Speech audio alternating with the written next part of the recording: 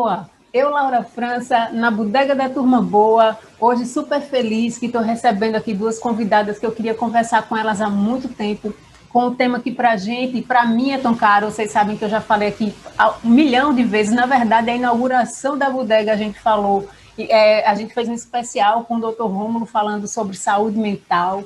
Então, hoje a gente traz esse tema aqui para conversar novamente com outras pessoas que eu já tinha prometido a vocês. Então, sejam muito bem-vindas aqui à Bodega da Turma Boa, a Lu Sader, Lucilene Sader e a Bárbara Panseri.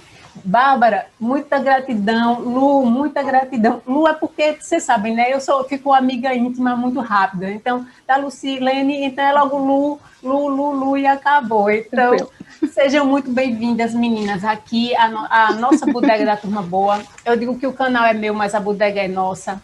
A bodega é um espaço extremamente informal, onde a gente se sente... Eu não sei o que é bodega na terra de vocês, mas bodega na minha terra é uma vendinha muito simples que tem ou em comunidades ou nas cidades muito pequenas, que é aquela vendinha onde você pode ir lá tomar uma cerveja, você pode tomar um café, mas a pessoa também pode ir comprar uma margarina, um pacote de macarrão, sabe? Então é aquele lugar pequeno, acolhedor, muito simples, mas onde todos os assuntos acontecem, onde todas as fofocas acontecem, todo mundo se informa, né, ali na bodega.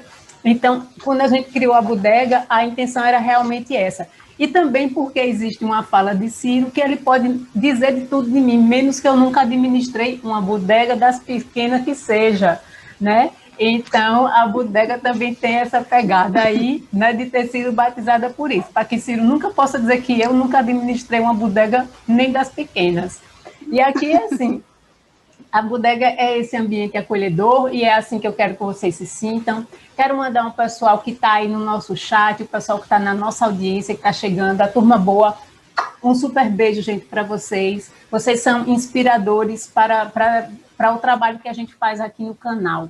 Então, eu espero que vocês curtam muito essa conversa que a gente vai ter. O que vocês tiverem de dúvida, deixa aí nos comentários, eu repasso aqui para as meninas. Se for o caso, a gente faz um novo encontro aqui, eu convido elas novamente, a gente faz um novo encontro e tira as dúvidas de vocês. Eu quero interação e quero saber que vocês gostam, se vocês gostaram, então lembra de deixar o like, lembra de se inscrever e especialmente compartilha o vídeo. Compartilha o vídeo, isso é importantíssimo aqui, porque o YouTube, ele reconhece que o conteúdo do canal ele é importante.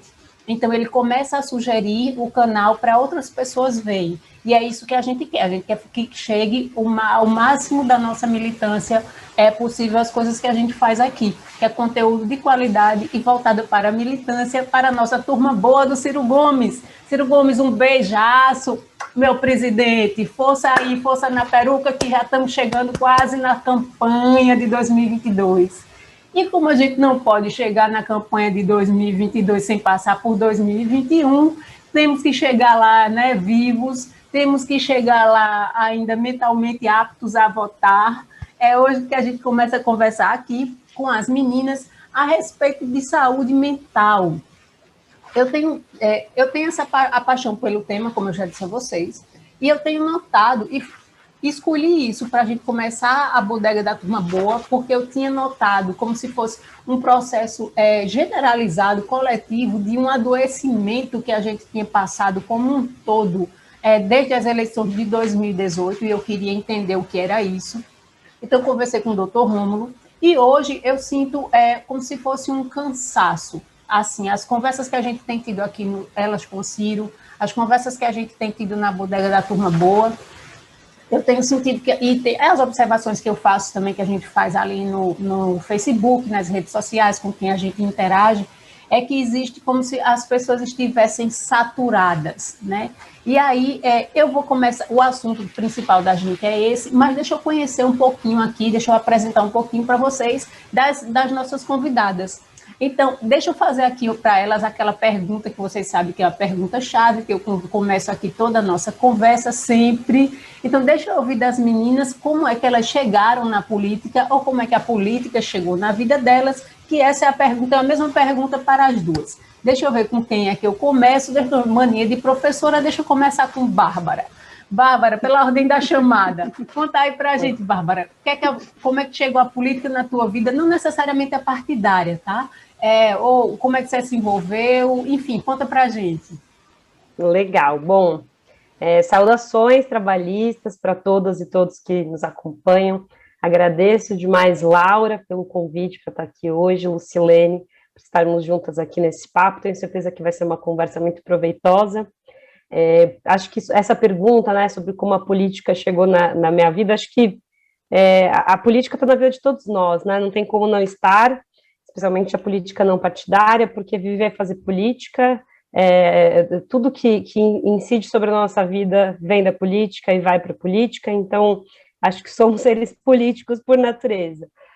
Desde muito pequena, assim, eu sempre tive a vontade de entrar para a política institucional, me candidatar, por acreditar que era esse o espaço que a gente vai conseguir fazer mudanças estruturantes na sociedade, né? Então, desde muito nova, eu falava para minha mãe que eu queria ser presidente do Brasil, e todo mundo ria, e claro que quando você é criança, você não sabe muito bem o que isso significa, mas quando eu comecei ali na adolescência a optar, né, por uma escolha de qual curso eu faria na graduação, o que eu queria trabalhar, com o quê, com quem. Então, isso começou a ficar um pouco mais latente já ali nos meus 15 anos. Eu decidi cursar Relações Internacionais, então eu fiz um curso de RI na Universidade de São Paulo, passei na Universidade Pública, e é um espaço muito importante de construção política na universidade. Participei de centro acadêmico, atlética, lá conheci o movimento estudantil, não me engajei na época, porque eu tinha muitas críticas, mas não deixei de acompanhar, e desde então, uma vontade de namorar, escolher um partido, me filiar e construir essa trajetória. Eu me formei já em 2013, então já tem aí alguns anos, e desde então eu me aproximei de alguns candidatos, alguns movimentos e alguns partidos. Eu tive a oportunidade de trabalhar na gestão pública, eu trabalhei na gestão do Fernando Haddad, aqui na cidade de São Paulo, por 3 anos, na área da saúde, e lá conheci muitas colegas e colegas que eram filiados ao PT na época, então conheci à distância, acompanhei, né, a política ativamente, participei de algumas campanhas ajudando com a parte de conteúdo, construção de programa, a própria construção do programa de governo do Haddad, a tentativa de reeleição em 2016, e quando a gente teve a eleição do Bolsonaro, né, que acho que, enfim, não precisamos gastar todo o nosso tempo falando sobre o que foi 2018, mas para mim foi um choque muito grande, um medo muito grande do que estaria por vir, e esse medo todo me mobilizou para escolher, de fato, um partido, me filiar e começar essa construção que eu tanto tive vontade, né? Então, logo quando iniciou 2019, todo o receio que existia, né, na sociedade, do que viria, busquei o PDT, por entender que é um partido que eu tenho um alinhamento ideológico importante, que eu acredito, né, nas nossas lideranças, no nosso projeto de país, e mais do que isso, porque eu acredito que é um partido que tem uma responsabilidade nesse momento de polarização extrema, nesse momento em que a gente tem a maior parte da população hostilizando partidos, né, um descrédito na política. Então eu realmente acredito que o PDT tem um espaço, um partido importante para construir essa trajetória. Me filiei na metade de 2019, participei da escola de candidatos e fui candidata no ano que se passou, em 2020, a vereadora aqui na cidade de São Paulo, trazendo como principais bandeiras a saúde mental e o desenvolvimento sustentável, a conexão entre eles, que acho que é disso que dá para a gente falar um pouquinho aqui, tem a ver com o tema da saúde mental. Até antes da gente começar aqui, a Lu me perguntou, mas você é psicóloga? E essa pergunta foi recorrente nos últimos anos, eu posso falar mais disso daqui para frente, mas só para matar a curiosidade de início, não sou psicóloga nem da área de saúde, não foi por isso que eu cheguei no mundo da política, mas quando decidi que me filiaria, que me candidataria, foi muito natural a escolha do tema da saúde mental, porque eu tenho dentro de casa casos muito graves. Eu tenho um pai que é dependente químico, desde muito novo, né, há mais de 40 anos, usuário de crack, já passou por muitas internações, e no lado da minha mãe eu tenho um caso de transtorno bipolar, transtorno afetivo bipolar, o TAB, muito grave. E eu senti a falta de encontrar eco desse tema na política que é tão importante. A gente vai falar aqui da saúde não só a saúde física, mais a mental, e muitas vezes a gente via candidatos falando, políticos falando sobre SUS, sobre saúde, e eu sentia vontade, falta do diálogo sobre saúde mental de uma perspectiva mais ampla e mais interdisciplinar, mais intersecretarial quando a gente pensa na construção da política pública. Então, fiz uma campanha trazendo esse tema aí com força. É isso, me empolguei aqui na apresentação, não sei se tinha limite de tempo, Laura, mas já aproveitei para fazer uma apresentação completa. Não, foi excelente. Aqui, como eu falei para vocês, eu quero, a bodega é um ambiente informal, tá? Então, aqui muitas vezes, na maior parte das vezes, eu não dou tanto destaque, digamos que a qualificação profissional, ou faço uma apresentação do convidado assim, mais profissional, porque não é esse necessariamente o nosso foco. Obviamente, a gente não vai desmerecer né, o esforço e a luta de absolutamente ninguém. A gente tem noção, clareza, de que a gente está num país onde, se você conclui uma graduação, você já deu um passo imenso à frente de muitas pessoas, né? Não é isso. Mas, assim, o que, como eu disse a vocês, aqui são as pessoas, eu gosto de privilegiar as pessoas, sabe? O que as pessoas são, quem as pessoas são. Então, independente do quanto estudaram, ou do que trabalham, do que fazem na vida, então, assim, não é que isso não seja importante, mas aqui para a nossa conversa, e aí sim, e aí essa informalidade se estende a todas as outras coisas. Então, quem quer se apresenta de uma forma mais extensa, mais simples, mais curta, não tem, sabe, tanto, não estamos presos, não estamos amarrados, aqui não, aqui é uma conversa entre amigos e para amigos e amigas também, que é o pessoal que nos assiste. Vamos ouvir agora, deixa eu perguntar a Lu. Lu, conta pra gente, como é que a política chegou aí na sua vida, ou você chegou a política chegou na sua vida, você chegou na dela, como é que foi isso? Na verdade, aí eu já fui lá para trás, né, puxando pela memória, mas tem uma vinculação muito forte, principalmente com a figura dos meus pais, né, que era uma questão de pensar, né, a vida em sociedade, as questões de justiças e injustiças sociais, e os meus pais eram muito ativos em alguns projetos, principalmente dentro de pastorais da Igreja Católica. Eu nasci e cresci numa cidadezinha muito pequena, lá no interior, no extremo oeste de Santa Catarina. A cidade hoje tem 10 mil habitantes no máximo, assim, né, considerando o interior. E então esses movimentos de pastorais eram muito fortes nesse contexto, e os meus pais bastante vinculados a isso. E também ali na região teve um dos primeiros, assim, assentamentos de sem terra, então essas questões de luta por terra,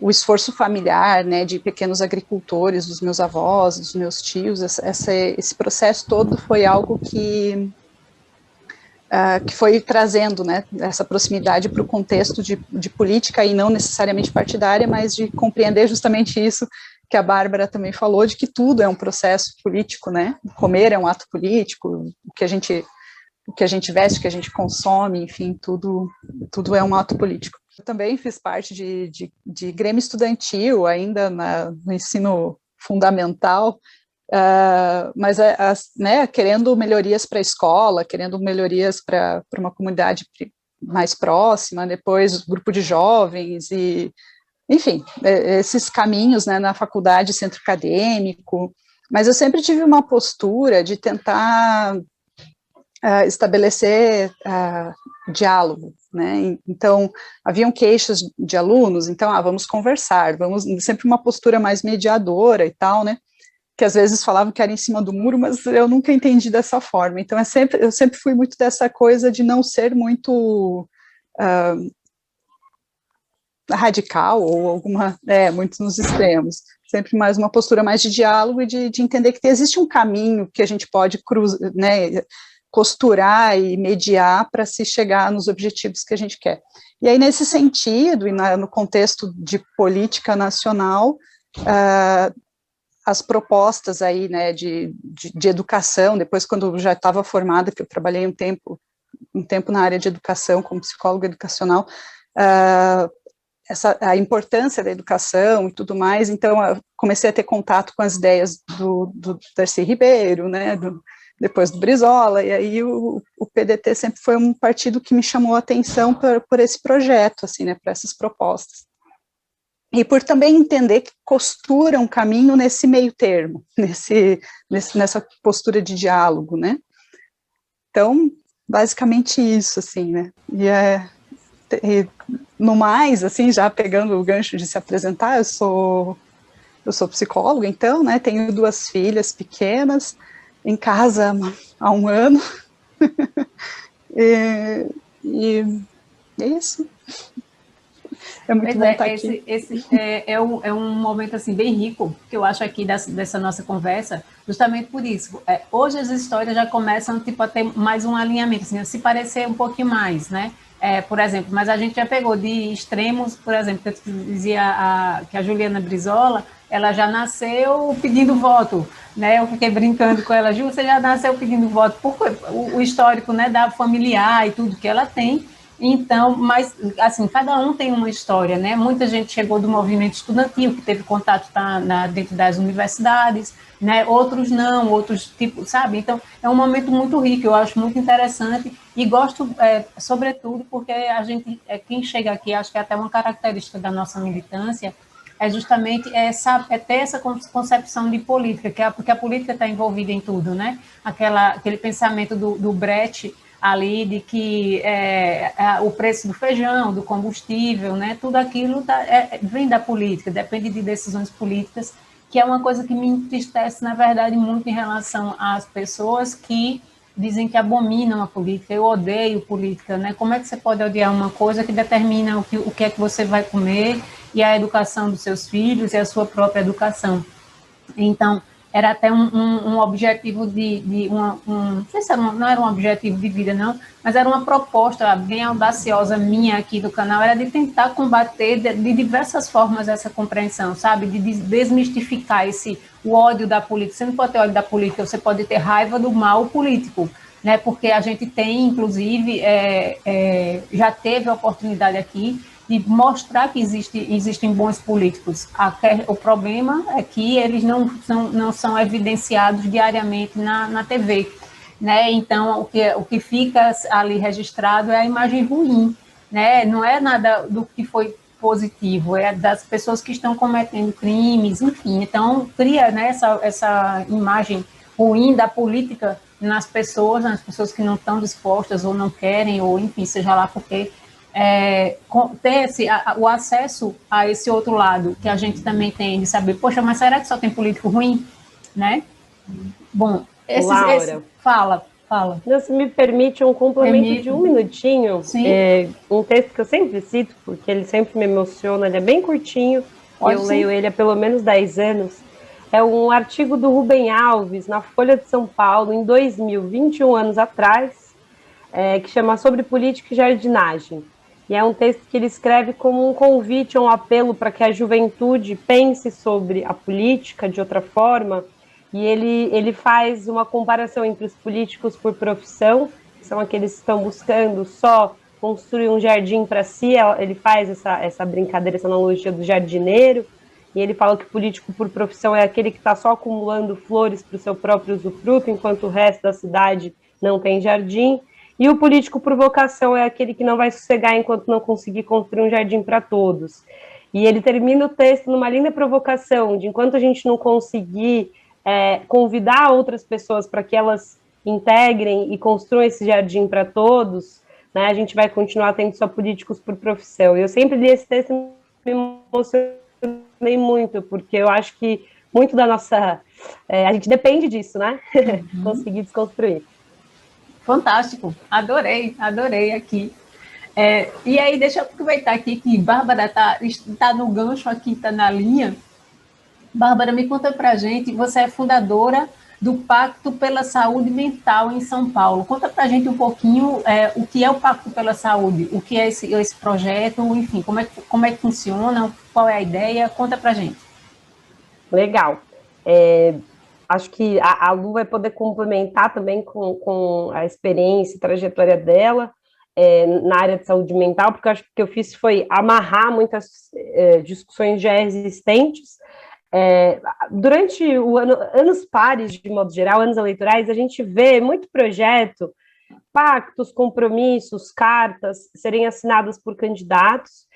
Eu estava trazendo para o debate na cidade de São Paulo o tema da saúde mental e achei que faria sentido. Eu criei todo um programa, propostas para a área de saúde mental para a minha campanha, achei que faria sentido transformar isso em um pacto, para que outros candidatos pudessem também se comprometer e para que nós, sociedade paulistana, academia, políticos, organizações, cidadãos da cidade pudessem pressionar para que a gente tivesse o cumprimento e a melhoria da nossa saúde mental. E aí eu defini algumas propostas. Eu optei por não colocar dentro do pacto os temas ligados a álcool e drogas, né, a dependência por substância, transtorno por substância, porque acaba normalmente tomando muita centralidade do debate. Então, o Pacto pela Saúde Mental foi uma iniciativa que eu ajudei a idealizar, contei com a ajuda de outras pessoas da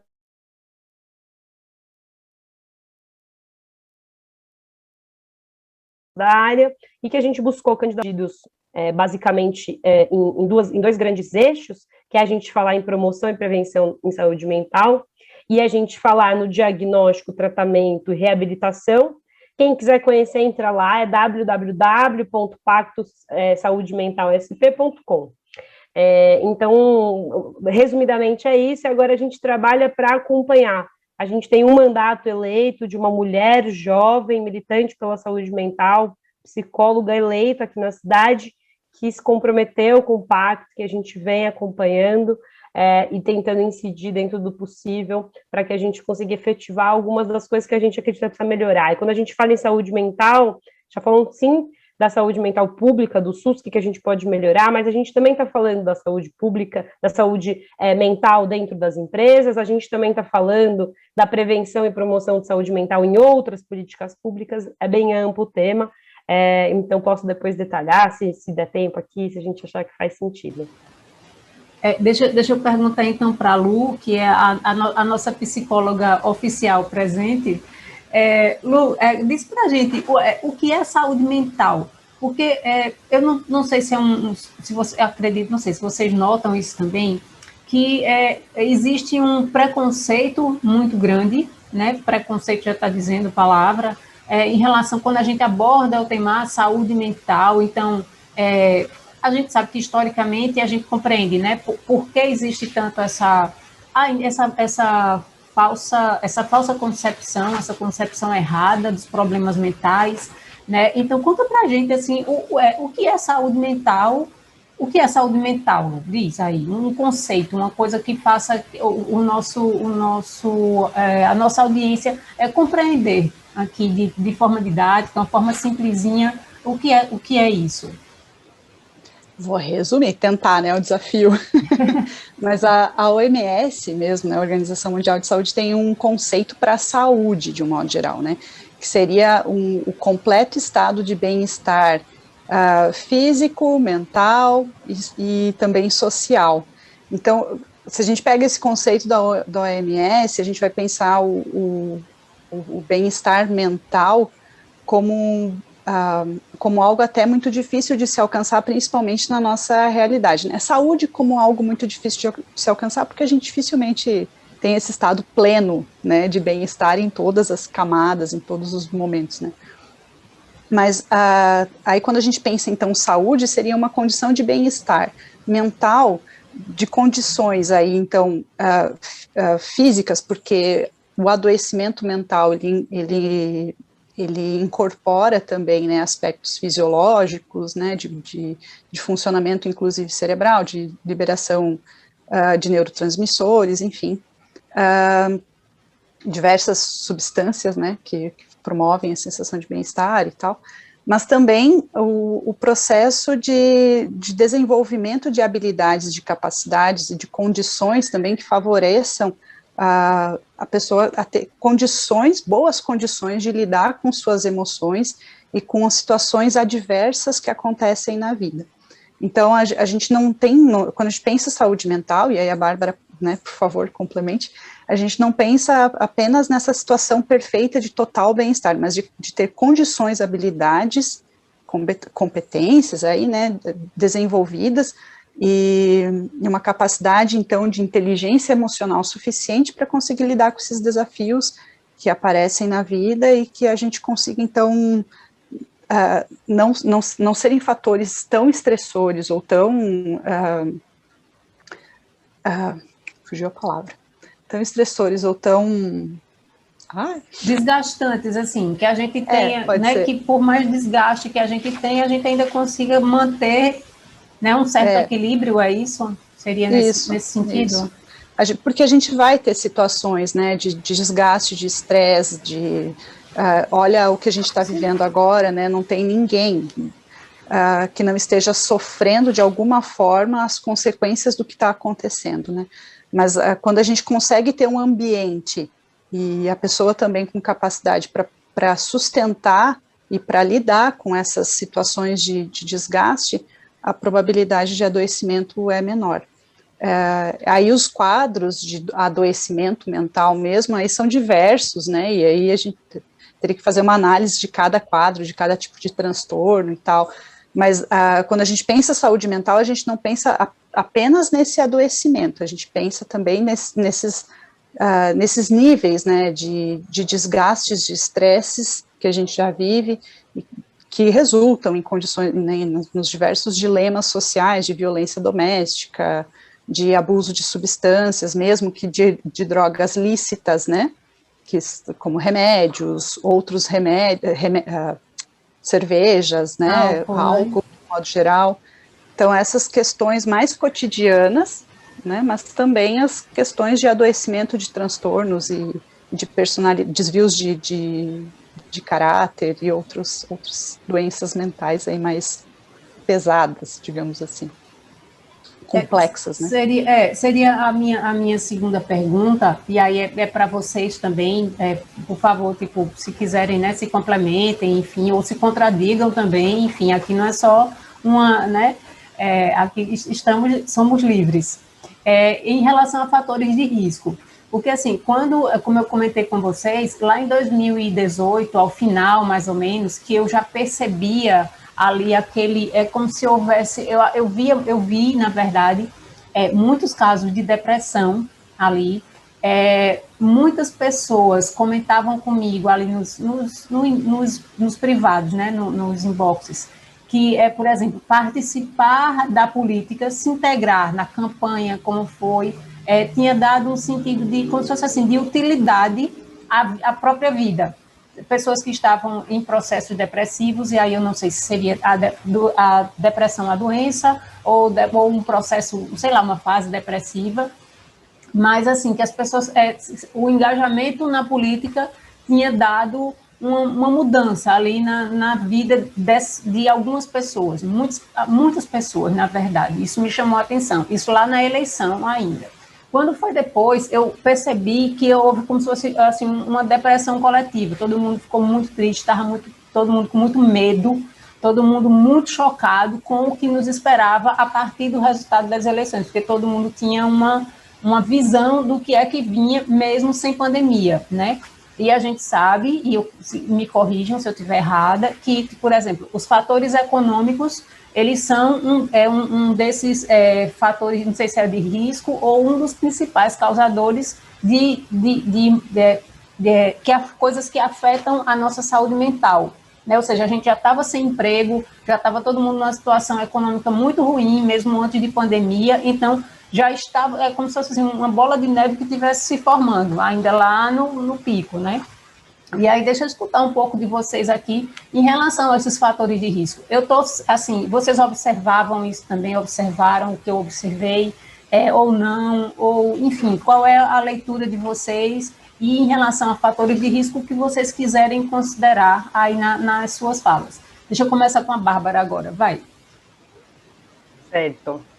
Bom, acho que essa questão de olhar fatores de risco, ou causas, né, dos transtornos mentais, claro que a gente, para dar uma resposta mais precisa, a gente poderia olhar caso a caso, transtorno a transtorno, porque tem suas diferenças, peculiaridades, mas olhando para os dois transtornos mais comuns, né, a ansiedade e a depressão em suas mais variadas formas, existe até um conceito que é o transtorno mental comum, TMC. Eles hoje atingem, a gente tem aí no Brasil 9% da população atingida com ansiedade, 8% atingida com depressão, então a gente está falando aí de alto percentual de incidência na população, e como a Laura colocou, aumentando nesses últimos anos, seja pelo agravamento de uma crise econômica e social, agora nesse ano recente da pandemia, né? Então, olhando para esses dois transtornos, acho que tem 3, 4, talvez, principais fatores de risco, que a Lu pode destrinchar um pouco melhor, ou, enfim, complementar, discordar também, mas eu acho que tem uma questão bioquímica, que ela pode ou não ser genética, né? Então, alguma disfunção, desregulação de neurotransmissores. Acho que hoje a ciência ainda avançou pouco em entender causas precisas, mas a gente sabe que quando a gente coloca mais neurotransmissor para uma pessoa que está em uma situação deprimida, né, a gente dá-lhe o antidepressivo, que é algum dos neurotransmissores, aquela pessoa vai ter uma oscilação positiva de humor, e isso vai ajudar no episódio depressivo. Então, a gente sabe que tem alguma questão bioquímica, muitas vezes relacionadas não só a neurotransmissores, a vitaminas, então tem toda uma desregulação. O segundo fator é genético, aí eu trago o caso da minha família, tanto por parte de pai quanto por parte de mãe. A gente tem aí no histórico da minha família, por parte de pai, diversos casos de dependência química, e no caso da família da minha mãe, diversos casos de transtorno bipolar, depressão, esquizofrenia, e também transtorno por substância. Toda a família da minha mãe tem diversos casos de transtorno bipolar muito similares, mas acho que é importante fazer uma ressalva, não quer dizer que por ter alguém na família, necessariamente você tem esse componente genético, que você vai desenvolver, né? Eu, claro, por ter tanto a predisposição genética por parte de pai e de mãe, claro que eu tenho medo, porque eu falo, bom, pode ser que aconteça um episódio de luto na minha vida, que talvez em outra pessoa não pudesse desencadear um episódio depressivo ou ansiogênico. Mas se eu já tenho uma predisposição, eu tenho um medo, um receio. Mas eu acho que não é para assustar ninguém. Ainda a medicina não consegue precisar se tem aquele gene, se vai desenvolver, não vai, né? Mas eu cito isso como segundo fator. Acho que um terceiro fator de risco é fatores ambientais. A Laura colocou, né? Uma pessoa que tem um nível de renda menor, tem muita pesquisa que vai correlacionar. Nível de renda menor vai ter casos mais severos de saúde mental. Muitas vezes sim, os dados são ainda insuficientes, mas o que a gente consegue olhar? Quais são os fatores ambientais? Se uma pessoa está mais exposta à violência, essa violência, ela sim, pode se desdobrar em quadros de saúde mental severos. Né? Uma mulher que sofreu uma violência física, uma agressão, uma criança que esteve exposta, e é muito mais comum, por diversas condições, desde o tamanho da moradia, desde a ausência de serviços básicos, como saúde, educação, saneamento básico, que pessoas numa situação socioeconômica pior, elas tenham, sim, mais predisposição a riscos de saúde mental por conta de fatores ambientais. Né? Então, acho que tem essas dimensões. Eu acho que uma coisa que e aí eu queria ouvir a Lu, porque ela vai saber melhor dizer que eu, mas eu já vi várias vezes isso, e quando eu tenho um canal que fala sobre saúde mental, aqui no YouTube também, e eu já questionei alguns profissionais da área, qual que é a diferença da tristeza comum, corriqueira, de uma situação de luto, para um transtorno depressivo? Eu vejo pela minha mãe, eu não sei se vocês já tiveram a oportunidade de conviver, a oportunidade não, porque é uma infelicidade, perdão pelo uso da palavra, mas se vocês já conviveram com alguém depressivo, não é uma tristeza corriqueira, não é algo que levanta daí, sacode a poeira e vamos lá. A minha mãe, ela já passou dias a fio na cama, sem querer comer, sem tomar banho. Minha mãe perdeu dentes por conta da depressão e dos remédios que ela toma, porque o carbonato de lítio ele também ajuda a destruir os dentes. Ela não tem apetite. Muitas vezes, a minha mãe, ela adorava comprar roupa de cama, era uma das coisas que ela sempre adorou. E você fala, vamos lá, vou comprar uma coisa que você gosta, vou te levar no seu restaurante preferido, vou te fazer uma massagem, para onde você quer viajar? Não, né? Mesmo em situações em que alguém precisa dela, porque quando o meu sobrinho nasceu, falei, minha mãe vai melhorar da depressão, porque agora vai ter alguma coisa que a motive. E muitas vezes meu sobrinho em casa, precisando dela, ela não conseguia. Então, ver alguém que tem transtorno bipolar, no caso da minha mãe, uma depressão muito severa, né, que é a depressão maior, é muito diferente da tristeza corriqueira. E aí tem aquele gráfico que mostra o luto. Quando a gente perde alguém, ou quando a gente briga com um amigo, termina um relacionamento, situações de luto, a situação que eu citei aqui, né, a gente falou de política, quando a gente tem uma desilusão na política, um medo do que está por vir, tudo isso desencadeia um episódio de luto, mas que é aquela curva que você começa, negação, aí você fica chateado, chateadíssimo, chega no fundo do poço e em algum momento você consegue superar. Quando essa curva ela é curta, é normal que alguém que perdeu um filho, uma mãe, um ente querido, fique triste. Né? Agora, qual que é o tempo, qual que é a duração e o quanto isso interfere em todas as relações da pessoa, que eu acho que é o cerne, né? Não sei se eu deixei de falar de algum fator de risco, a Lu me complementa. Eu falei 3 ou 4, porque tem gente que fala muito que às vezes é da personalidade. Tem pessoas que, não sei se vocês vão acreditam em astrologia e outras coisas que, né, tem pouca explicação científica, mas que tem a personalidade XYZ, que briga mais, que briga menos, que não se comunica bem, que é mais tímido. Isso pode ser fator de risco em alguma circunstância, mas, enfim, acho que isso é menos preciso do que falar de genética, bioquímica e fatores ambientais. Eu vou contribuir com o olhar da psicologia, né? Mas, assim, primeiro que, junto essa questão que tu trouxe, Bárbara, da tristeza e tal, né? Se a gente vai olhar lá aquele conceito que eu estava falando antes de saúde mental e dessa preocupação em se promover saúde mental e de olhar para a saúde mental não apenas para o adoecimento, mas também para a condição de promoção de saúde mental, né?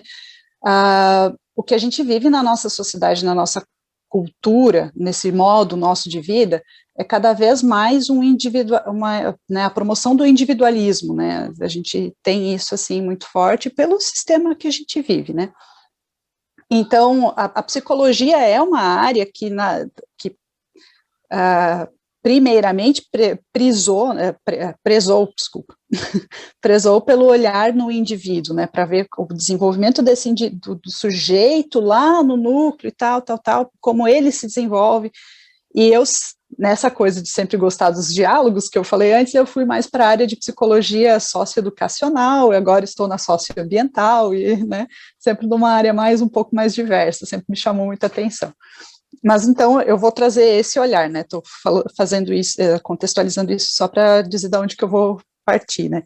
Então, claro que a gente vai pensar que numa sociedade que promove o adoecimento pela forma de cultura que existe, né, nós somos seres sociais, nós somos seres que historicamente sempre viveu em bando, tribo, né, e sempre em agrupamentos, em comunidades, né, viver esse isolamento, e aí na pandemia isso também, né, se exacerbou, mas viver esse individualismo cada vez maior, isso é fator de adoecimento, né, então as questões culturais, a forma como a gente vive em sociedade é um fator de adoecimento.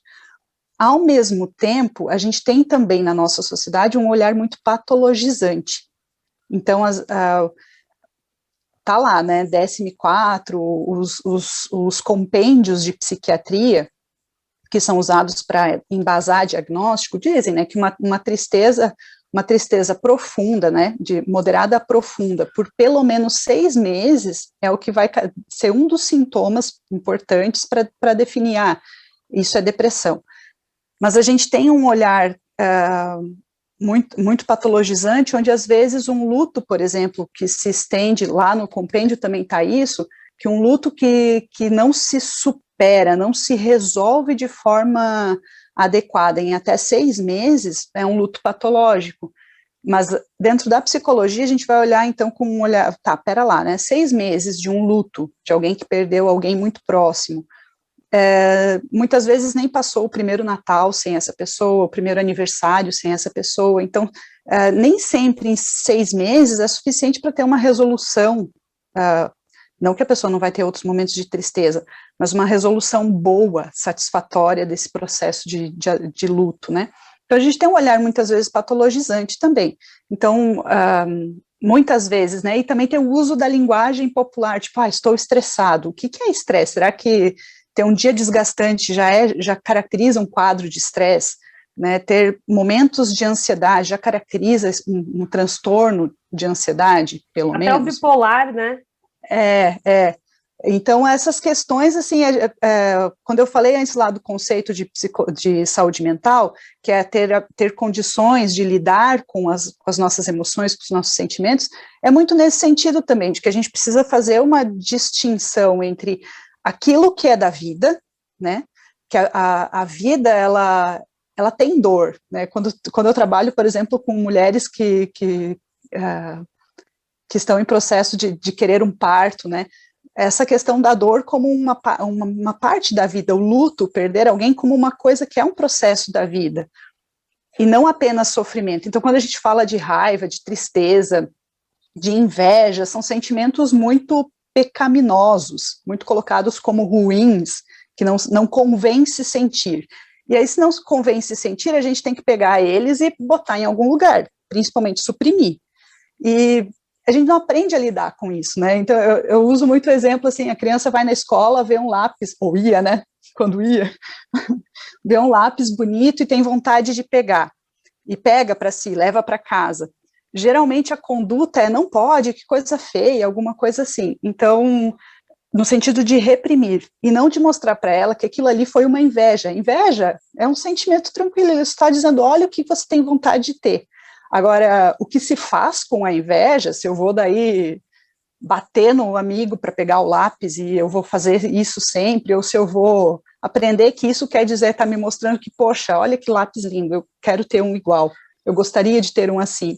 Então, aprender a lidar com as emoções e com os sentimentos, ele é um fator de... ou não lidar, né, é um fator de risco, nesse sentido. Então, a gente precisa ter uma certa atenção a isso, e para conseguir perceber quando, inclusive, é importante buscar ajuda. De um modo geral, a dica é, assim, isso, né, que a gente trabalha, a dica é, quando perceber que tem alguma coisa que está trazendo prejuízo para a sua vida, aí procurar ajuda. Se eu tenho um medo, eu estou com medo de pegar coronavírus, mas assim, estou conseguindo tomar as precauções, estou me informando de uma forma saudável a respeito da pandemia, para saber o que eu preciso fazer.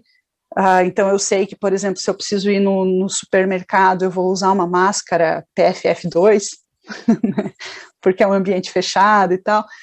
Isso é saudável, é um medo que me traz uma capacidade de enfrentar aquela situação de proteção. Agora, se é um medo que não me permite mais sair, onde eu fico tenso só de pensar em sair de casa, ou na possibilidade que qualquer espirro, eu já entro em parafuso, assim, né, fico extremamente ansioso, com receio de que seja coronavírus e que eu vou morrer, aí, opa, pera lá, né, tá trazendo um prejuízo para a minha vida, tá? Mas é claro que a depressão, assim, durante a faculdade eu tive uma colega, que a gente dividia apartamento, que tinha um quadro depressivo, e é muito difícil, porque a pessoa vê o mundo como um cinza, né, não vê, as coisas pode se propor as coisas mais alegres, que a pessoa sempre gostou, mas naquele momento, por fatores emocionais, por fatores fisiológicos, ou de ter muito, ou de ter pouco neurotransmissor, ou de ter pouco receptor, né, enfim, aí entra toda a parte psicofisiológica do processo, né, neurofisiológica também, a pessoa não tem forças, e aí, se vocês estão vivendo isso, é importante buscar ajuda, se alguém, né, se vocês conhecem alguém que está vivendo isso, além de ajuda, de suporte, e aí muitas vezes, né, nesses casos mais graves, medicamentoso e psicoterápico, é importante também, quem está acompanhando, paciência e suporte, e acolhimento, não tem muita outra coisa para fazer, a não ser compreender que não depende apenas de uma questão de vontade, e de trabalhar essas questões de paciência e de acolhimento. E aí, muitas vezes, quem acompanha a vida de alguém que está com uma doença mental, algum transtorno e tal, precisa também de acompanhamento, né, para ter condições de dar esse suporte, né, porque não é fácil, demanda bastante. Mas aí, pensando ali nas questões de risco, não sei, Bárbara, se tem mais alguma coisa que tu queira falar a respeito disso, mas aí, né, mas as questões de risco, então, tem essas questões, né, desde o desenvolvimento psicológico, né, como esse sujeito, desde lá da infância, foi percebendo o mundo, porque aquela questão, né, de que a gente nunca ocupa o mesmo espaço, né, que outra pessoa, então a gente sempre vai ter um olhar sobre a vida, sobre o mundo, sobre o que acontece. Uma pessoa vai olhar e vai entender, vai considerar uma coisa boa, outra pessoa vai olhar e vai considerar uma coisa ruim, prova uma comida, um gosta, outro não gosta, né? Enfim, somos diferentes, somos diversos. Então, a percepção de mundo também ela é diversa, né? Então, como constrói a história de desenvolvimento de um sujeito e de como ele aprende a lidar e perceber o mundo é uma coisa que é importante para a gente. O contexto de nascimento, né, o contexto de família, nasceu no Brasil, nasceu em outro país, nasceu no Nordeste, nasceu no Sul, né, onde que isso traz uma diversidade de cultura e de contexto, primeiro familiar, né, porque aí que pai, que mãe é essa, tinha mãe, tinha pai, como que era essa relação e tal, também diz respeito, né, à forma como esse sujeito também vai crescer, por exemplo, além do fator genético, a gente já sabe que filhos de mães esquizofrênicas, né, pais esquizofrênicos, mas principalmente mães esquizofrênicas,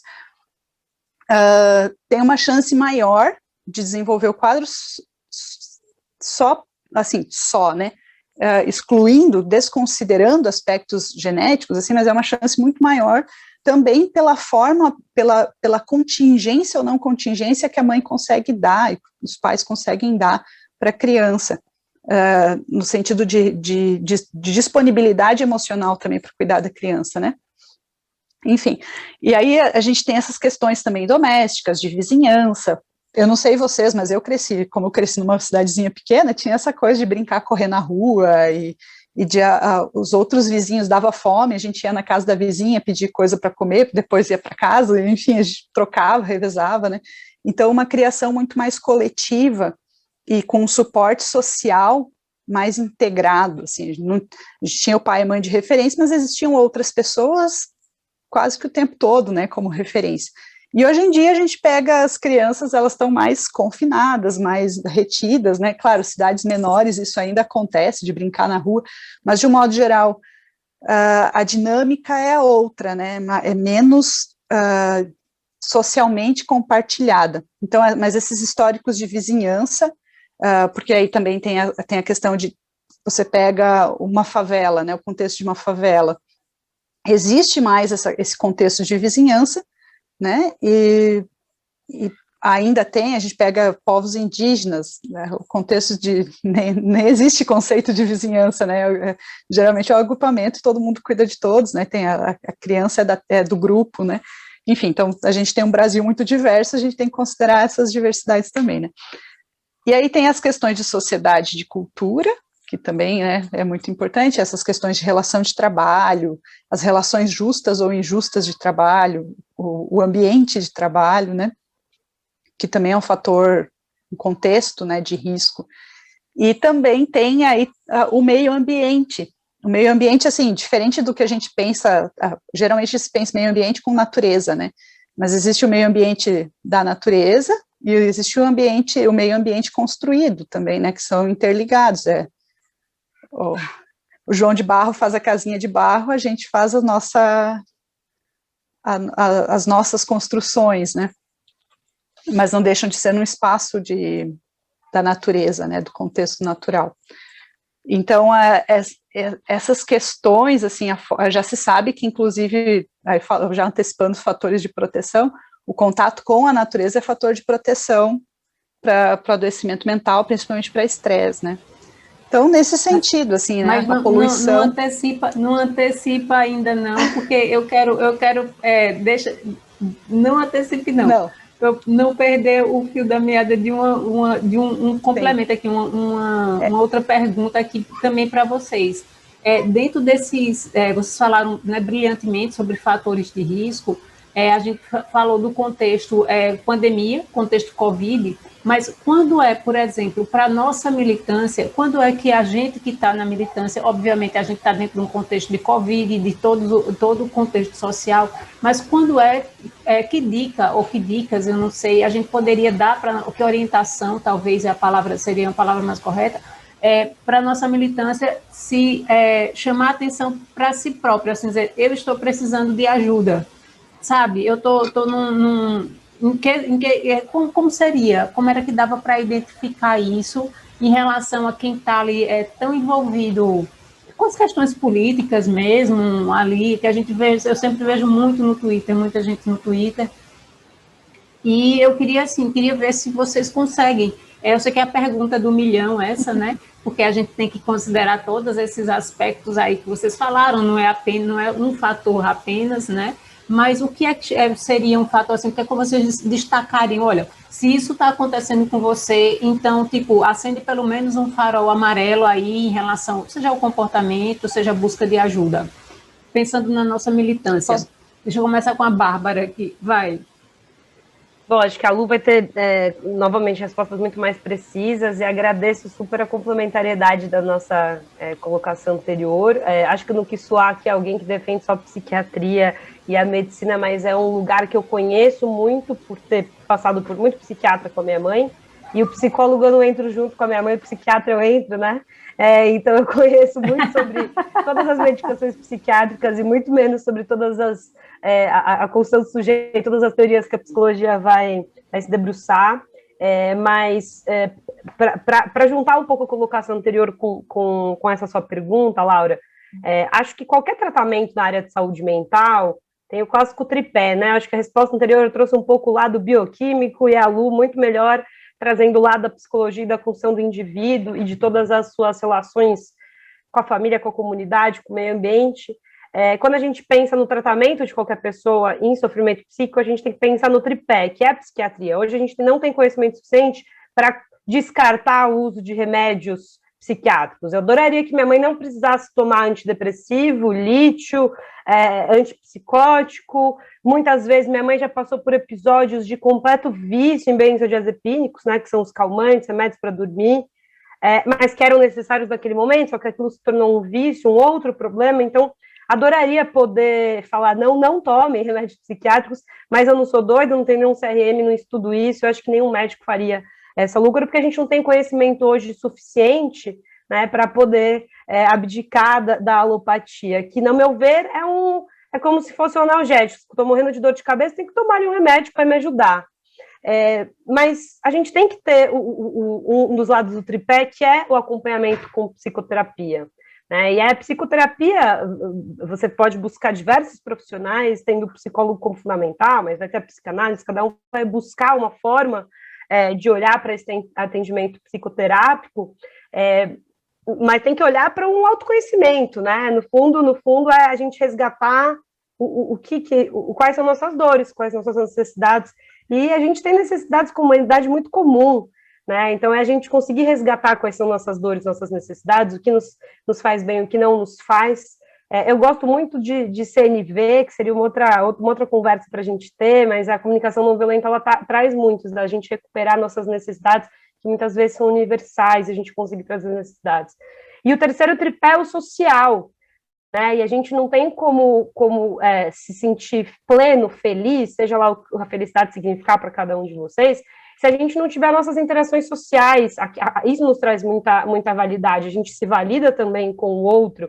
Então, você gosta de escutar música, de ouvir uma música, de fazer uma natação, né, qualquer interação social, e a discussão dentro de uma militância, ela também passa por aí. Então, como você se encontra nesse ambiente de modo saudável, de modo a sentir que você está aprendendo, contribuindo, muitas vezes discordando e aprendendo de novo, encontrando atividades que se façam bem. No caso da minha mãe, ela tem ali o tripé da psicoterapia e da psiquiatria há muitos anos, mas ela não encontrou uma atividade que a mantenha. Ela tentou voluntariado, não deu certo, largou o que ela gostava, hoje não trabalha mais. Muitas vezes o trabalho entra aqui nesse tripé, né? O que te faz bem ali, o que te promove. E acho que objetivamente, Laura, é meio difícil responder a pergunta de 1 milhão que você trouxe, porque para cada um vai ser de uma forma. Acho que a gente viu no início da pandemia dezenas de manuais de o que não fazer, o que fazer. Eu mesmo tentei escrever, rascunhar, lendo da OMS. Acho que, para mim, o que funcionou, e talvez não funcione para todo mundo, nesse momento em que a gente está privado do mundo externo completamente, do social, é como a gente consegue se blindar para também a gente não ficar o tempo inteiro no online, porque a gente está aqui na frente de uma tela. Se a gente vai dormir na frente de uma tela, a gente pode muitas vezes demorar para dormir, ter insônia, desregular, um monte de coisa. A gente está o tempo inteiro sendo bombardeado de informação ruim nesse momento, porque não vacinou todo mundo ainda, porque Bolsonaro isso e aquilo. Então, assim, ter horário para ler notícia, ter horário para dormir, para se alimentar, tentar manter uma rotina mínima de atividade física, mesmo que dentro de casa. Claro, para que partindo de um lugar de privilégio de quem não está precisando sair de casa para trabalhar, né? Então, acho que tem vários caminhos, cada um precisa encontrar o que é possível dentro da sua realidade, não sei se existe uma resposta única, mas eu diria que um caminho é tentar se conhecer. Tem um monte de amiga, uma foi da CNV, a outra está fazendo curso daquilo, a outra descobriu que gosta de design de interiores, está lendo mais livros. Eu, por exemplo, me viciei em vários podcasts. Eu tenho uma rotina de praticar pilates e ouvir podcast. Isso funciona para mim. É um tempo que eu pego para mim, é o meu momento, não gosto, sabe? Então, eu acho que cada um tem que achar o seu momento. Vou complementar aqui, né? Mas não são respostas mais, né? A psicologia traz um olhar só, né? A gente vai complementando. Mas, assim, quando pensa na militância, eu vou olhar né, a partir dessa compreensão de grupo social. Quando a gente, no nosso desenvolvimento, a gente vai formando a nossa identidade. Essa identidade, ela vai ser sempre a partir do como a gente se percebe, das habilidades que a gente percebe, dos gostos que a gente tem, essas questões do que a gente gosta, do que a gente não gosta, mas também a partir do olhar do outro. E aí, esse olhar do outro, que vem lá desde pai, mãe, irmãos, enfim, todo esse contexto histórico do nosso desenvolvimento, mas também desses grupos sociais nos quais a gente vai se integrando, né? Só que aí tem um processo que é eu fazer parte de um grupo, mas também existe esse processo do grupo como um grupo, né, que tu também vai ter uma identidade, vai ter uma construção sua, enquanto grupo, enquanto coletivo. Então, se a gente olha o grupo, o funcionamento de grupo, por exemplo, no Twitter, quase todo mundo, né, tem lá a rosinha para se identificar, né? Então, isso aqui é uma questão de identidade desse grupo. Você vê a rosinha, você sabe, é o pessoal da turma boa, né? É claro que aí entra uma coisa que é de construção desse grupo e de um processo que começou, né, começou ali com um grupo menor e que foi crescendo, né, e que hoje em dia a gente já não tem mais controle de quem vai colocar rosinha ou não do lado do nome, né, então há uma coisa que é um grupo que vai se tornando maior e que às vezes pode perder características de identidade. Identidade no sentido, assim, do que nos une enquanto grupo, tá? O que nós queremos? Nós nesse momento, nós queremos que o nome e o projeto nacional de desenvolvimento ganhe corpo não, porque já tem, né, mas assim, se propague, seja divulgado e que isso traga bons frutos, né, para a eleição de Ciro Gomes em 2022.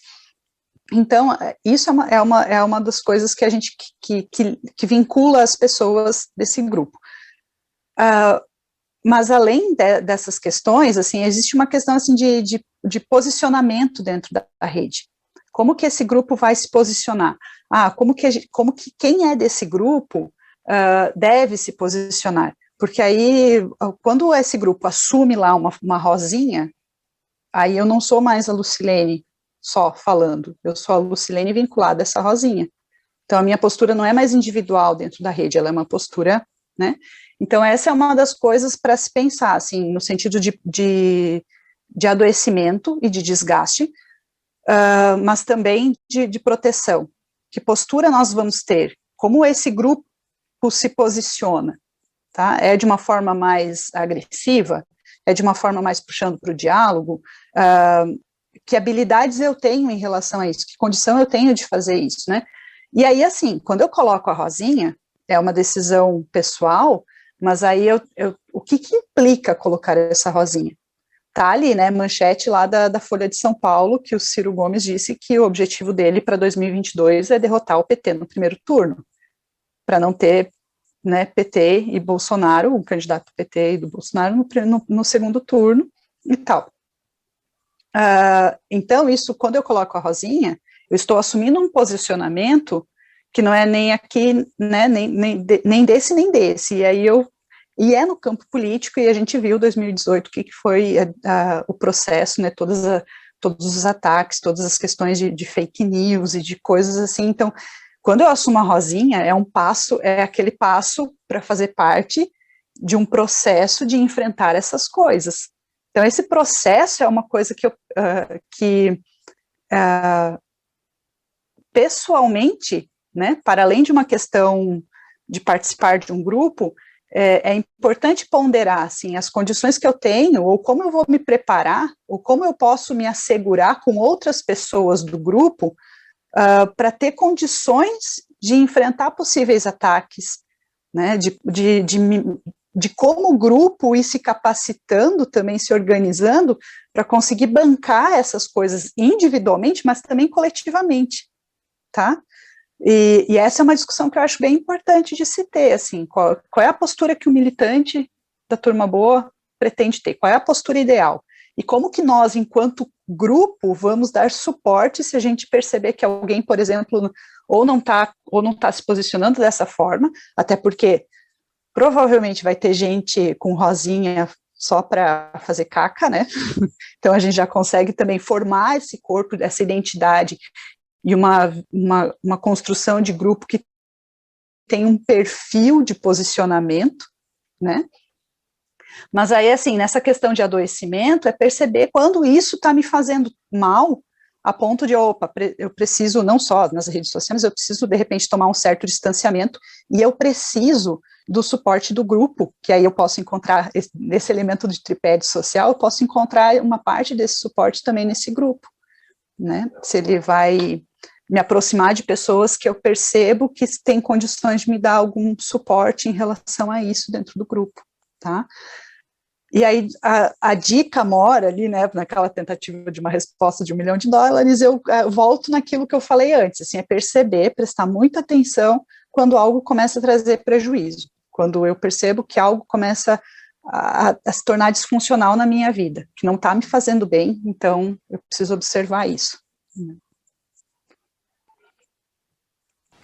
Ô Lu, deixa eu te perguntar, isso tanto pode ser, por exemplo, no aspecto físico, por exemplo, não estou dormindo bem, ou não estou conseguindo dormir, ou tipo, estou com o sono ruim porque eu fico pensando o tempo todo na treta que estava rolando. Sim. Isso seria uma forma de chamar atenção? Seria uma coisa, um exemplo prático disso? Sim. Quando a gente pensa nessas questões, que eu estava falando antes ali do meio ambiente, né, que daí depois a Bárbara falou do ambiente, das mídias, né, do tempo de tela e tudo mais, das informações, isso é ambiente, isso faz parte, é um ambiente construído, né, a internet e as redes sociais não deixam de ser parte do meio ambiente. Então, se eu percebo, por exemplo, uma das coisas que é pouco discutida, por exemplo, mas é pouco discutida assim, de modo geral, né, porque quando a gente entra dentro desse campo de discussão é bastante discutido, mas é a luz artificial como um poluente, ele é um fator poluente, né, da natureza, porque a iluminação noturna das cidades tem um impacto, né, mas para a gente também é. Então, a luz artificial noturna e a luz artificial qualquer uma, né, então, enfim, quando eu tô nesse contexto, eu me alimento dessas discussões, né, faço parte disso, e de uma forma mais, tempo de campanha é tempo de campanha, né, então é outro tempo, assim, mas a dedicação costuma ser maior, né, e tal, mas é prestar atenção nesses efeitos, assim, é ter consciência de que eu estou fazendo algo, que eu estou me dispondo a fazer algo que vai exigir mais, que é num campo de batalha, né, num campo de guerra, muitas vezes, infelizmente, né, o jeito de se fazer política, pegando o que foi 2018, foi campo de guerra, né, e prestar atenção nisso, assim, a qualidade de sono, se eu estou conseguindo dormir bem ou não, se eu tenho momentos, assim, em que eu fico ansioso, muito ansioso, se consegue largar o celular lá 5 minutos, sem infartar 3 vezes.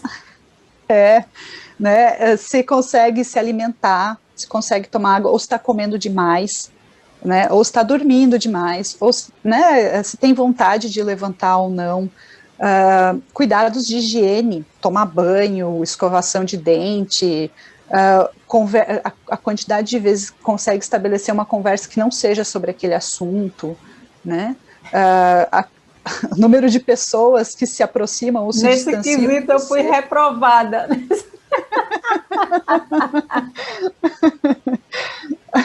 Mas 2018 foi punk, né?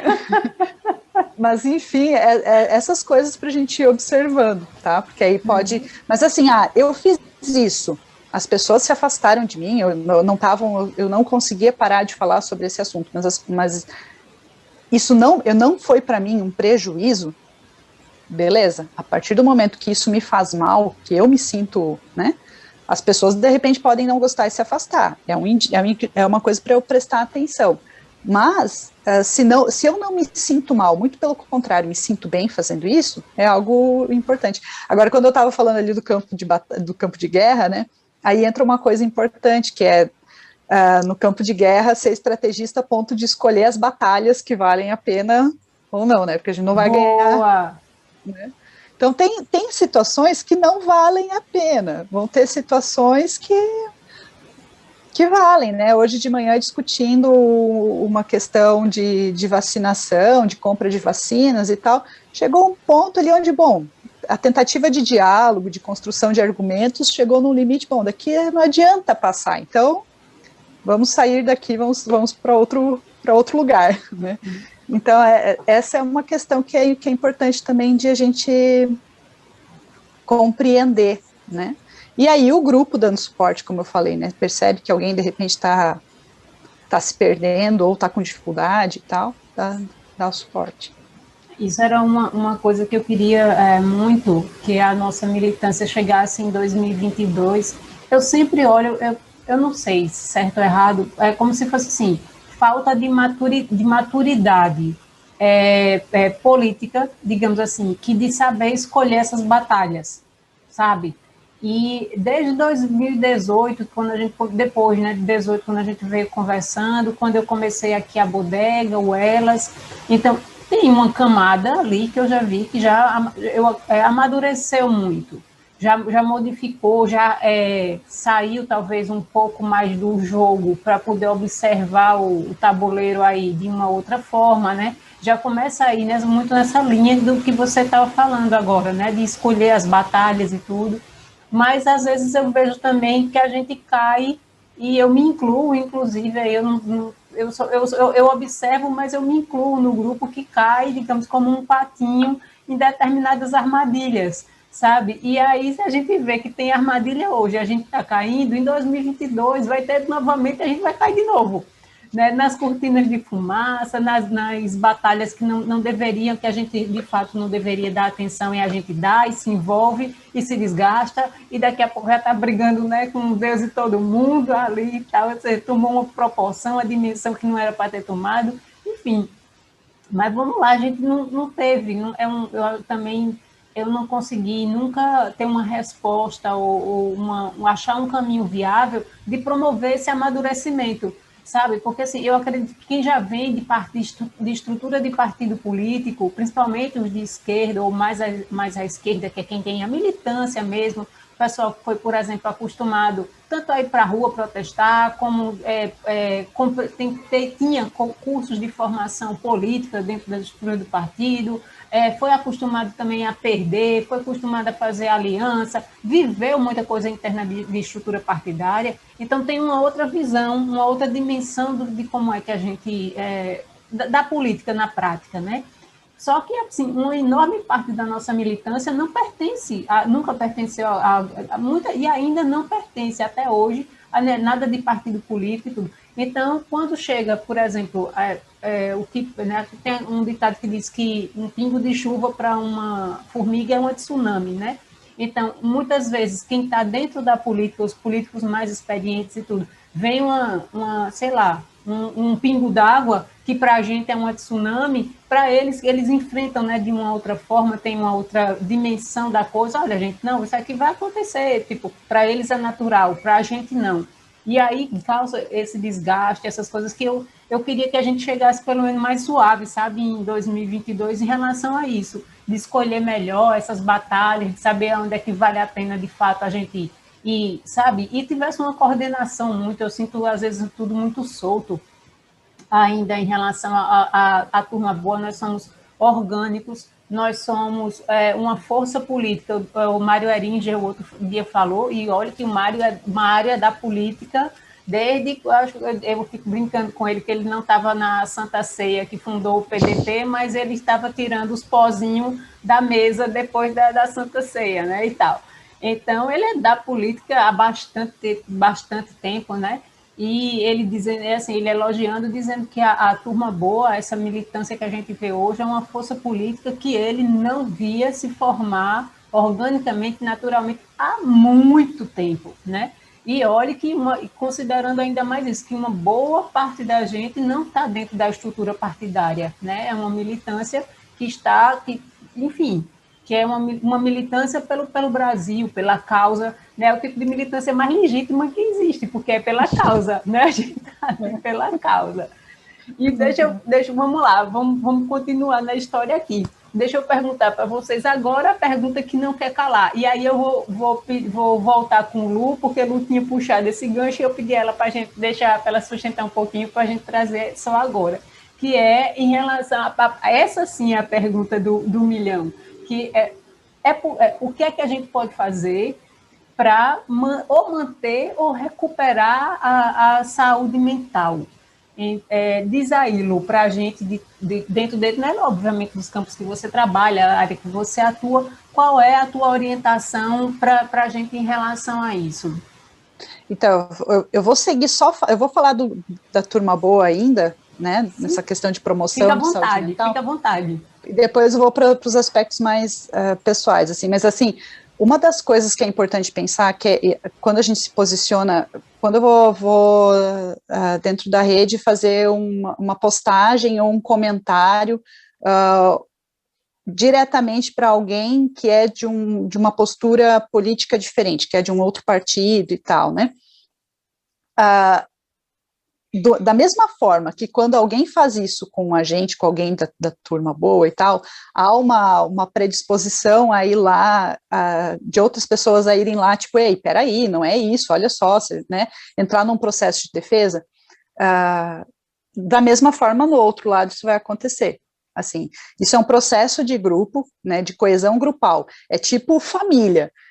A gente briga com os irmãos, mas aí se alguém mexer com o meu, né, a gente vai lá e peita, né, então esses processos, ele acontece, né, e geralmente, o que acontece, às vezes eu nem conheço muito bem uma pessoa ali, nem conheço muito a Laura, mas eu tô sendo atacada, a Laura vem em minha defesa, né, e aí a gente se torna mais próximos, porque, opa, ela veio né, há uma solidariedade aí, e a gente fortalece vínculos, tá?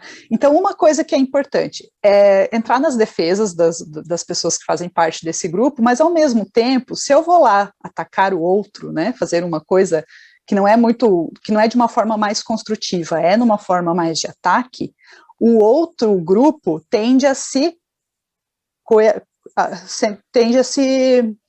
entrar em coesão, né, aumentar a coesão do grupo, aumentar a identidade desse grupo, sabe, as conexões entre eles aumentam.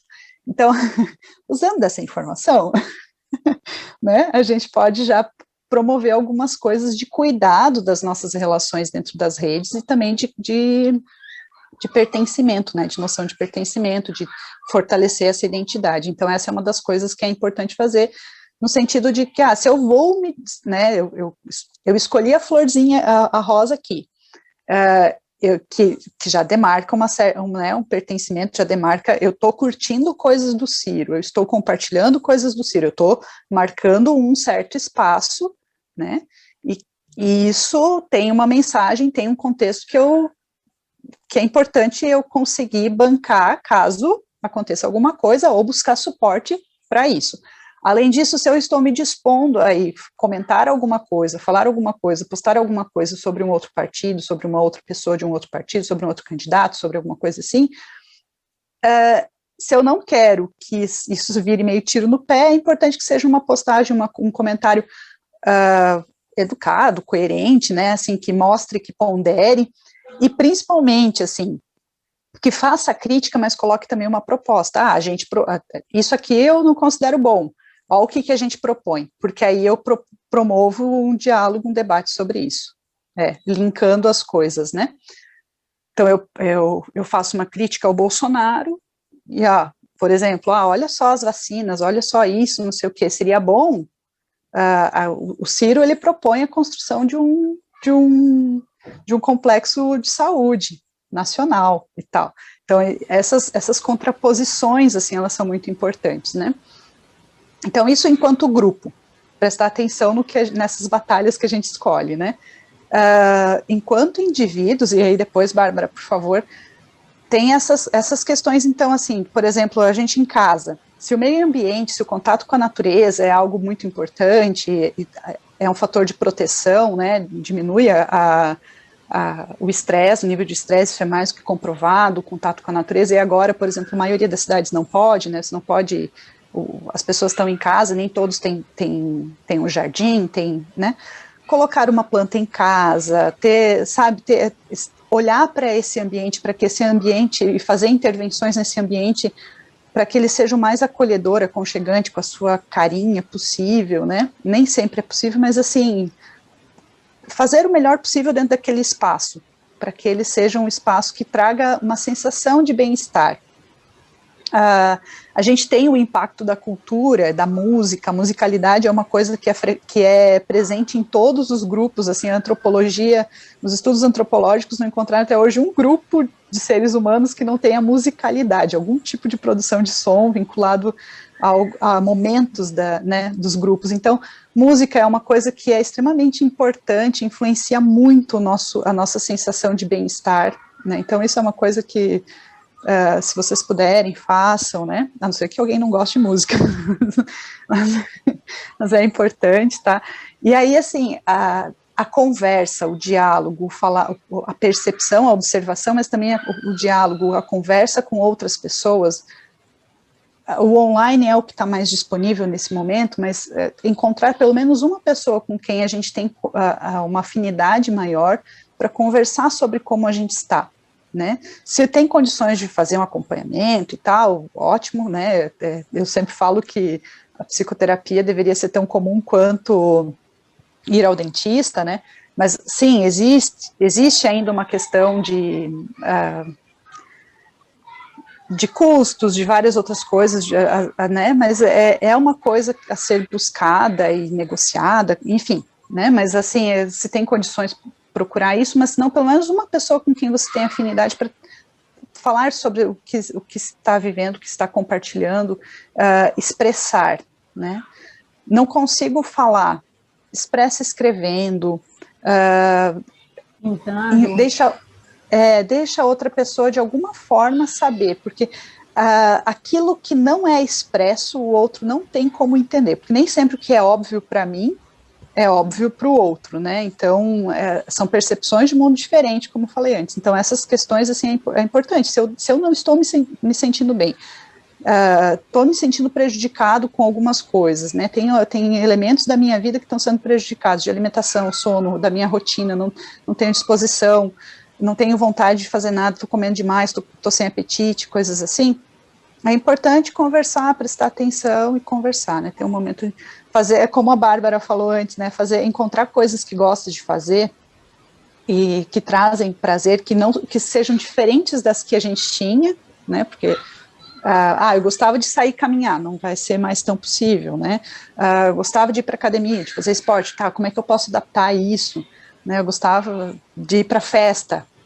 Dá para fazer a bodega, dá para participar de encontros, né?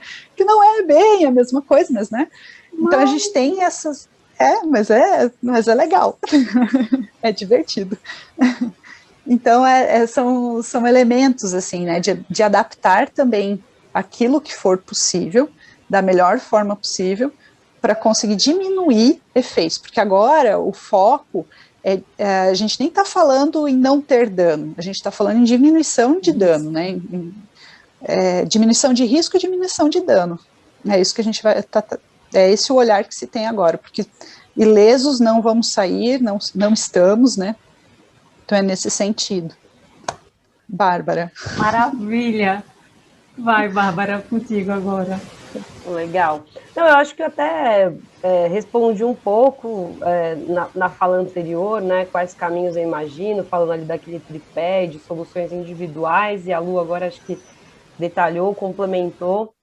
Acho que caminhando aqui para o fim, né, acho que recuperar o que a própria Lucilene trouxe no início, quando você perguntou o que é saúde mental e trazendo a definição da OMS, de um estado de bem-estar que passa por várias dimensões, não uma única, né? E a gente não pode esquecer disso, porque muitas vezes quando a gente pergunta como você está, né? A resposta muitas vezes é da doença física. Se você não está com Covid ou não está com algum agravo severo na saúde física, tá tudo bem, a pessoa está péssima, está chorando, né? Então a gente precisa conseguir mudar um pouco isso como sociedade, tratar o bem-estar físico, mental, social e ambiental como bem-estar, como saúde. Né? E aí, como a gente já falou bastante do ponto de vista individual, né, vou fazer uma fala final coletiva, assim, acho que não existe outra solução que não a gente olhar para políticas públicas que promovam todas essas dimensões, né? Então, claro que com restrições de circulação é difícil a gente pensar em atividades culturais, porque a live, né, estava ouvindo esses dias a gente teve Tereza Cristina no Roda Viva contando a experiência dela incrível durante as lives na pandemia. Mas não é a mesma coisa do que ver a Tereza Cristina ao vivo. Então, para cada área do conhecimento e tudo mais, eu moro aqui, uma casa compartilhada, que tem uma educadora. Ela fala, poxa, a experiência de ensinar uma criança à distância é tão difícil, né? Então, claro que tem guardada todas as suas dificuldades, que podem durar por bastante tempo ainda, né? Que a gente não sabe. Como que a gente pode pensar em um Estado forte que consiga garantir e promover o bem-estar físico, mental, social e ambiental? Tem pesquisas que hoje correlacionam a qualidade do ar com a incidência de depressão, né? Quais são as partículas que tem no ar. Então, assim, a gente tem muita coisa. E se eu pudesse pensar assim num rumo para esse coletivo, como a gente poderia ressignificar não só a relação com a nossa moradia, né? Mas com a nossa morada primeira, que é nosso corpo, né? Tem uma música que fala, eu sou meu próprio lar. Então, como que a gente pode parar para ressignificar toda a nossa relação com o nosso corpo? E a gente falou, acho que a Lu falou, comer um ato político, consumir um ato político, tudo isso impacta na nossa saúde de modo geral. E já que a gente não está mais perdendo algum tempo em se locomover, né, gastando esse tempo, por que a gente não gasta esse tempo, então, para se conhecer, mudar hábitos, né? Acho que muita gente no início da pandemia trazia isso como uma possibilidade, outra parcela da humanidade acreditando que isso era utopia, que a gente vai mergulhar. Mas eu vejo muita gente que pôde, mudou para o interior, para uma vida mais rural e está se dando bem, né? Então, e a gente precisa ter o Estado ali como promotor de tudo isso, não dá para a gente eximir essa responsabilidade tão grande, essa corresponsabilidade com outros atores na sociedade. Então, já que a gente falou do individual, eu trago um pouco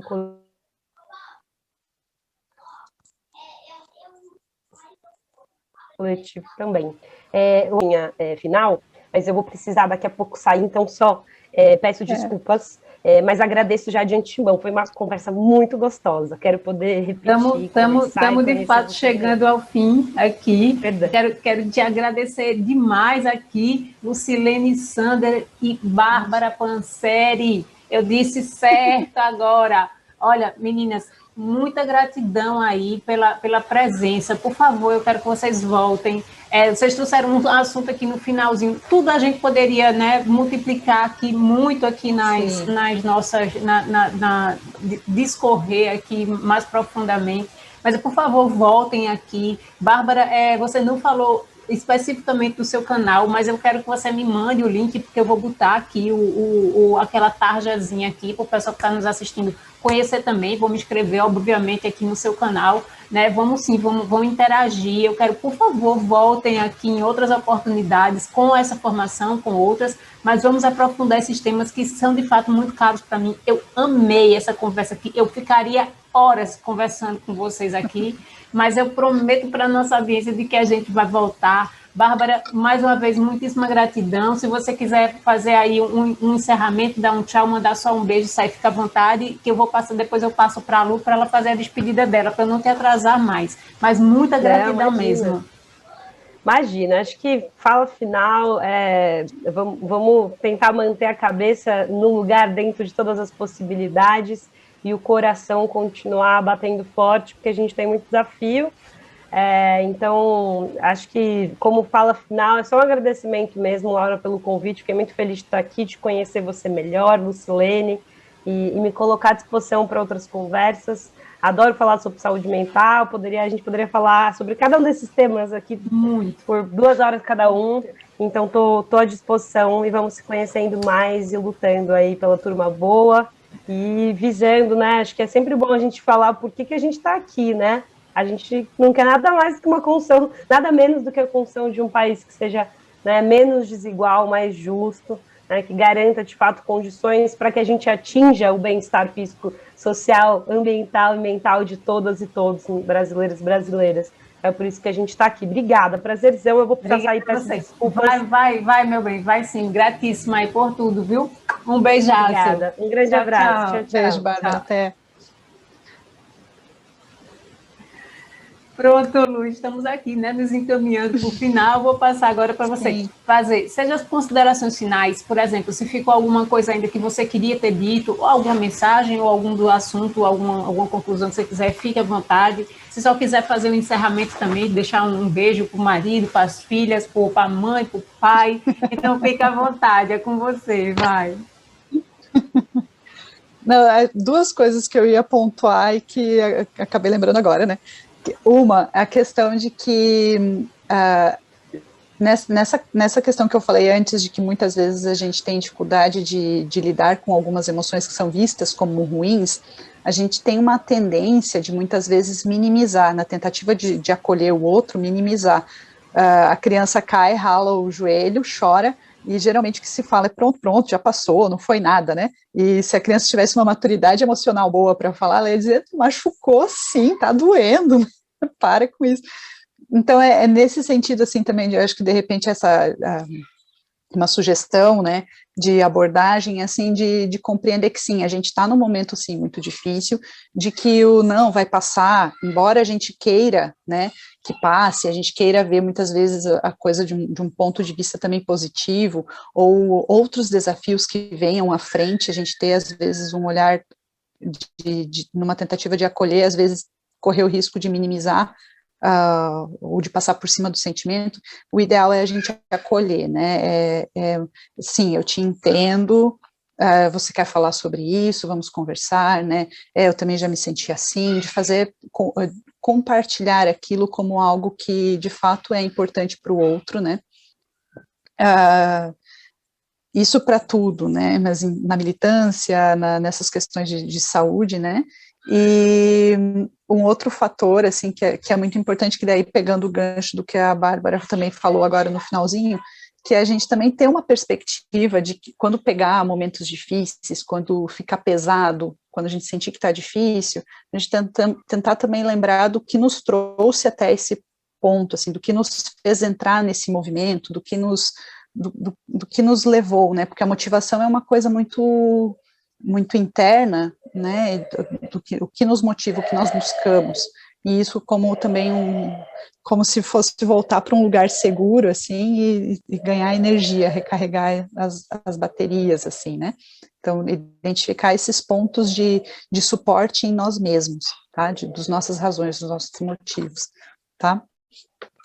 Mas acho que é isso, né, também teria muita coisa para conversar, foi muito legal, gostei muito de participar, enfim, né, e, enfim, fico à disposição também para dúvidas. Eu também adorei. Participar. Vou lembrar aqui só para o pessoal que está nos assistindo, se vocês tiverem dúvidas, outras dúvidas, ou dúvidas desses assuntos que a gente conversou aqui, deixa aí nos comentários, que aí eu vejo, se chegar muita coisa, eu faço um filtro aqui, sempre com as meninas novamente, e a gente vai conversar. Aqui foi só uma conversa, eu disse a vocês, inicialmente, foi combinado também com as meninas, como é combinado com todo mundo que vem na bodega. Isso aqui é um papo informal. Isso aqui não é a defesa de uma tese de doutorado, de mestrado, de nada, sabe? Não é um seminário, uma palestra, não é nesse sentido, é uma conversa. Então, obviamente, vai ficar alguma coisa aí que vocês queiram esclarecer mais, o que tiverem de dúvida, mandem aí nos comentários que eu garanto que eu faço chegar às meninas, tá? E aí a gente combina aqui, se encontra aí, enfim. Então, assim, eu adorei, viu? Adorei, Lu, assim, a nossa conversa como um todo, é de coração mesmo, que eu digo que eu ficaria aqui muitas horas conversando com vocês, porque assunto com certeza não falta. E esse último, eu achei interessante que esse último ponto que você falou agora é uma coisa que eu experimento toda vez que eu faço a bodega e toda vez que eu faço elas com Ciro e na minha interação com a militância muitas vezes, que é recarregar as minhas baterias, sabe? E assim, são as baterias emocionais, na verdade, porque às vezes a gente está muito triste, a gente, né, diariamente, todo mundo é muito bombardeado ali com notícias ruins, com todo o cenário aqui, não preciso nem especificar. Mas aí quando eu sento e converso com vocês, converso com a militância, que eu vejo que outras pessoas que têm os mesmos valores, que têm os mesmos pensamentos, sabe, que assim, que eu não sou um ET. Muitas vezes eu dizia, meu Deus, eu adoro conhecer vocês, porque eu sei que eu não sou um ET, não estamos sós, né? Então isso realmente, assim, me recarrega. E aquelas pessoas que eu mencionei lá no início, que se encontraram ou deram um direcionamento, um redirecionamento para a vida delas ali dentro da militância, também se sentem da mesma forma, sabe? Então, isso me estimula muitas vezes. Agora, principalmente, eu estou sentindo mais, porque durante a pandemia, quando eu comecei a bodega, eu estava em home office 100%. Então, você dentro de casa facilita muita coisa, né? Só que agora eu estou tendo que dividir o trabalho em presencial e tem que estar na bodega, e tem as coisas do escritório, enfim. Então, eu ainda estou numa fase de adaptação que eu ainda nem consegui colocar certinho a bodega toda semana. Mas estou tentando. Mas, assim, para mim é fundamental isso, sabe? De ter esse encontro aqui, porque é uma recarga, é uma renovação aí das baterias, sabe? E eu sei que outras pessoas que assistem se sentem da mesma forma. Então, quero mandar aqui um beijaço aqui para a Lu, um beijão para a Bárbara, que saiu, mas vai com certeza nos assistir quando for ao ar aqui a bodega. Eu espero que vocês tenham gostado, porque eu adorei aqui essa conversa maravilhosa. Já fiz o convite, vou reforçar o convite. Lu, por favor, volte outras vezes aqui para a bodega. Se você topar vir no Elas com Ciro, que aí é uma outra pegada, então sinta-se convidada também aqui para a gente falar, lá no Elas a gente fala dos assuntos, dos acontecimentos políticos da semana. Então é uma abordagem diferente, uma dinâmica diferente, né, na verdade, mas sinta-se convidada, vai ser um privilégio se você topar vir no Elas também com a gente, ok? E quero deixar mais uma vez um beijaço aí para o pessoal que nos assiste. Pessoal, lembra de se inscrever no canal, lembra de deixar o like, lembra de compartilhar o vídeo, que eu já expliquei para vocês como é que funciona a cabeça do YouTube e como é que isso pode nos ajudar, né? Então vamos lá, vamos construindo, vamos cuidar da nossa cabeça, vamos cuidar do nosso corpo, porque a gente tem aí 2022 já está chegando, gente, já é o ano que vem, e esse ano tem pandemia ainda, e eu não sei não como é que a gente vai chegar lá na frente, Lu, mas a gente chega. Vamos lá. Sim. Um beijo para todo mundo. Obrigada, tá? Fiquem com Deus, gente. Tchau, tchau.